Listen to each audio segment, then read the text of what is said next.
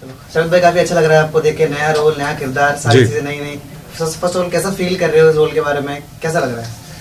देखिए, सबसे पहले तो आई थिंक सबको जन्माष्टमी की हार्दिक शुभकामनाएं। और जन्माष्टमी के पावन अवसर पर पहली बार हरिओम जो ऐप है, उन्होंने, अगर मैं कहूँ इनके बारे में, तो ये भारतवर्ष में पहला वो डिवोशनल और स्पिरिचुअल OTT ऐप है।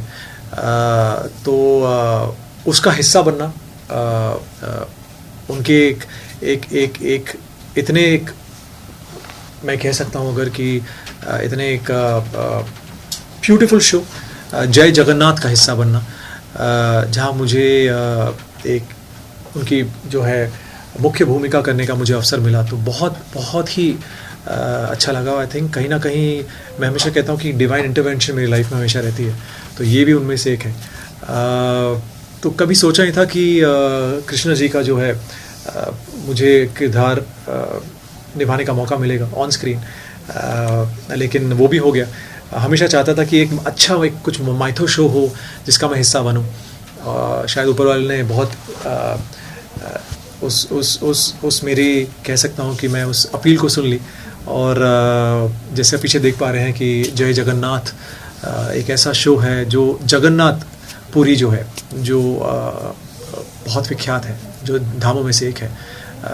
तो उनके बारे में, उनकी एग्जिस्टेंस, वो लोगों को उनके बारे में सब कुछ जो है अब पता लग गया कि कैसे उनकी शुरुआत हुई, कहाँ से वो आए। तो I think that is something जो मैं भी जानना चाहता था। मैं कलकत्ते से हूँ, तो बचपन में हम लोग जगन्नाथपुरी बहुत जाते थे बाबा के दर्शन करने, लेकिन हिस्सा बनना एक ऐसे शो का, ये मैंने कभी सोचा नहीं था। तो जी ओके, जगन्नाथपुरी जी के बारे में ये बोला जाता है, इस धाम के बारे में, कि बहुत ज्यादा रहस्य है। पताका को लेकर रहस्य है, प्रसाद को लेकर रहस्य है, भगवान के वहाँ विराजने को लेकर रहस्य है। आप किन रहस्यों में सबसे ज्यादा गूढ़ मानते हैं और आपको जानने की सबसे ज्यादा इच्छा थी? देखिए, बहुत रहस्यों के बारे में मैंने सुना था, और एक पताका जो है उनका, वो अगर आप ध्यान से देखें तो वो बिल्कुल हवा के ऑपोजिट डायरेक्शन में वो पताका जो है वो लहराता है, जो पता नहीं आज तक कोई क्रैक नहीं कर पाया। आई थिंक करने की ज़रूरत भी नहीं है, क्योंकि वो ऊपर से ही सब कुछ आई थिंक सिग्नल होता है। आई थिंक ये कहीं ना कहीं आई थिंक जो हम कहते हैं कि ये कृष्ण जी के अवतार हैं। तो आई थिंक और जब मैं इसका हिस्सा बनकर जब मैं शूट कर रहा था, तो मुझे पता लगा कि कृष्ण जी का जो दिल है, वो अर्जुन ने, जो है पार्थ ने, वो किसी एक वृक्ष के अंदर रख कर जब उन्होंने रखा, और उसके बाद में जाके जब वो डिस्कवर हुआ, और फिर आज भी कहते हैं कि उनका दिल धड़कता है। तो आई थिंक बहुत सारी बातें हैं। फिर उनके प्रसाद के बारे में कहते हैं कि वो आज भी आके हर रोज़ प्रसाद खाते हैं, और उनके प्रसाद को कोई छोड़ नहीं सकता है, बिल्कुल एक अन्न भी नहीं छोड़ सकते हैं आप। वो प्रसाद आपको ग्रहण करना ही पड़ता है, पूरा का पूरा। तो बहुत सारी बातें हैं, बहुत सारी चीज़ें हैं जो जब मैं शूट कर रहा था तो मुझे पता लगा। और कहीं ना कहीं मैं अपने आप को बहुत लकी मानता हूँ कि इतने कैरेक्टर्स प्ले करने के बाद जब फाइनली जाके एक ऐसा कैरेक्टर मिला जिसके बारे में मुझे ज़्यादा कुछ पढ़ना नहीं पड़ा, मुझे ज़्यादा कुछ काम नहीं करना पड़ा, होमवर्क नहीं करना पड़ा। ये एक ऐसा किरदार था जो आई थिंक अपने आप ही, आई थिंक प्रभु ने चाहा और वो अपने आप ही मैंने प्ले किया। चाहे उसके डायलॉग्स हो, इमोशंस हो, उठना बैठना, बोलना चलना, सब कुछ पता नहीं, ये कहीं ना कहीं मुझे लगा कि ये कनेक्शन है जो ऊपर से था, और वो कनेक्शन के द्वारा ही सब कुछ होता गया। और फाइनली शो लॉन्च हो चुका है, और शो जो है आप देख सकते हैं हरिओम के OTT ऐप पर। महाभारत की कहानी तो हम सभी ने बचपन से सुनी है, बट ये जब शो के बारे में हमने सुना तो ये महाभारत के बाद की कहानी जी। तो इस कहानी में आपको कितना प्रिपरेशन की ज़रूरत पड़ी, और आपको पहले से कितना पता था और बाद में कितना पता? देखिए, जब मुझे कहा गया कि कृष्ण जी का जो है किरदार है, तो मैंने सबसे पहले पूछा कि महाभारत के पहले का या बाद का है। तो उन्होंने मुझे कहा नहीं, ये जो है ये युद्ध के बाद का है, और ये बहुत डिफरेंट चैप्टर है उनकी लाइफ का जो हम दर्शाएंगे।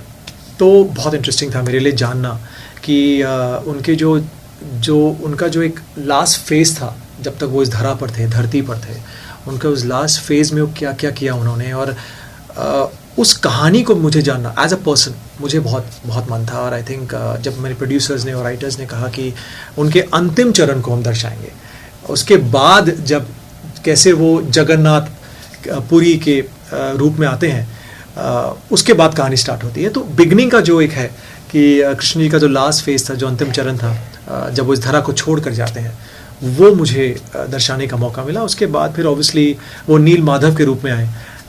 आगे की कहानी है, जब आप देखेंगे आपको समझ में आएगा। तो उस नील माधव के रूप में भी मुझे कहीं ना कहीं उसका हिस्सा बनने का मौका मिला। ज़्यादा रिवील नहीं करूँगा, लेकिन बहुत प्यारी कहानी है।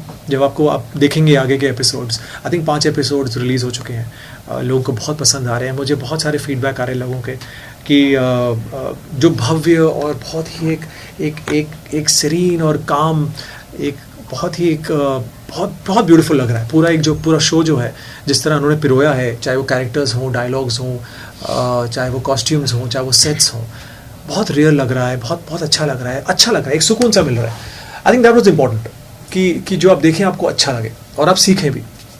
आपने जब महाराणा प्रताप किया था, तब आपने ऐसी बातचीत में मुझे बताया था कि जब आप उनके घर पर गए थे, समाधि पर गए थे, तो आपको एक कनेक्शन महसूस हुआ था जी। यहाँ आप क्या इस दौरान पुरी गए क्या? ऐसे नहीं, मैं एक्चुअली मैं पुरी जो है मैं बचपन में गया था। मैं एक्चुअली पुरी तो मैं चूँकि कलकत्ते से हूँ, और कलकत्ते में बचपन से ही हमें कई बार जब मौका मिलता तो हम पुरी जाते थे बाबा के दर्शन करने। तो इतना हमने सुना था जगन्नाथपुरी के बारे में, और उनके चमत्कार जो इतने हर रोज़ प्रतिदिन चमत्कार होते हैं वहाँ पर। फाइनली जब उसका हिस्सा बनने का मौका मिला तो एक बहुत सरियल फीलिंग थी। मुझे आज भी याद है कि पहले दिन जब मैंने कृष्णा जी का गेटअप लिया और वो सब मुकुट पहना और मोरपंख लगाया, तो मैं जाके शीशे सामने खड़ा हुआ, और मैंने इनफैक्ट मैं अभी किसी से कह ही रहा था कि मुझे पता है क्या, सिर्फ अच्छा महसूस हुआ बहुत ज़्यादा, और कोई ख्याल नहीं आए, कुछ इमोशंस नहीं, कुछ नहीं, बस बहुत अच्छा एक सुकून सा महसूस हुआ। और हल्की चेहरे पे स्माइल आई। खुद से मैं अपने आप को देख रहा था शीशे में, और मैंने कहा हाँ ये अच्छा है, ये सही है, अब सही है, तो वो एक जो यहाँ से जो आवाज़ आई, आई थिंक वो एक कनेक्शन था। मे बी जैसे मैं हमेशा कहता हूँ, मेरी लाइफ में जो कुछ भी होता है वो हमेशा एक डिवाइन इंटरवेंशन होता है। अब तो ये भी एक बहुत मेजर, कहीं ना कहीं मैं मानता हूँ कि एक डिवाइन इंटरवेंशन रहा है कि मुझे मौका मिला इनके पहला जो है देश का पहला जो है spiritual and devotional OTT app का हिस्सा बनने का, और एक इतनी प्यारी कहानी जिसके बारे में मुझे जानना है, लोगों को जानना है। जगन्नाथ धाम की जो कहानी है, जो आपने जो कहा जो रहस्य है, वो भी लोगों को जानना है। उनके ओरिजिन के बारे में कि कैसे उनकी स्थापना हुई, तो आई थिंक सबको जानना है इनके बारे में। तो आई थिंक ये पहली बार शायद, जहाँ तक मुझे लग रहा है, जगन्नाथ बाबा के बारे में शायद कभी भी ऐसा कोई शो नहीं बना पूरे विश्व में किसी भी चैनल पर। तो डेफिनेटली फील्स गुड यार, पहली बार एक आप किसी हिस्सा बन रहे हैं जो इट्स